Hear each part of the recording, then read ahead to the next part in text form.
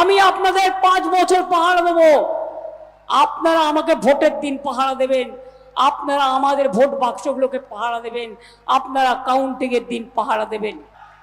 এরা প্ল্যান করেছে ভোটের দিনও, ভোটের আগে থেকে সেন্ট্রাল ফোর্স দিয়ে ভয় দেখাবে আর গ্রামে গ্রামে আটকে দেবে। সেরকম বলে মা বোনেরা কি করতে হয় জানেন? আমি শীতলা মন্দিরে যাই, আমার একটা ছোট্ট মিষ্টি মা আছে, আমার ভবানীপুরে আমি যাই, তার হাতে আমি দেখেছি একটা ছোট্ট সোনার ঝাড়ু আছে। জগন্নাথ ধামের যখন রথযাত্রা হয়, সোনার ঝাড়ু দিয়ে রাস্তাটা পরিষ্কার করে দেওয়া হয়।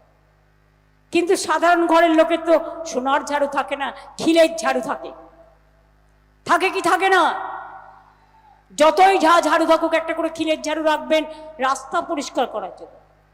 যদি আপনার রাস্তা আটকে দিয়ে আপনাকে ভোট দিতে না যায়, ঝাড় দিতে দিতে পরিষ্কার করুন, ঝাড় দিতে দিতে পরিষ্কার করুন, ঝাড় দিতে দিতে পরিষ্কার করুন।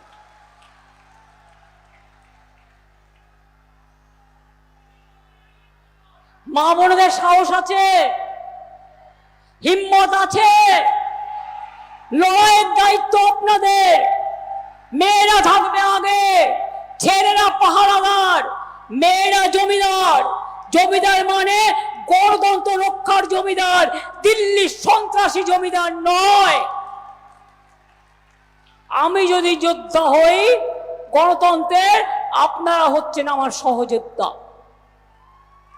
আমি আপনাদের 5 বছর পাহারা দেব, আপনারা আমাকে ভোটের দিন পাহারা দেবেন, আপনারা আমাদের ভোট বাক্সগুলোকে পাহারা দেবেন, আপনারা কাউন্টিং এর দিন পাহারা দেবেন।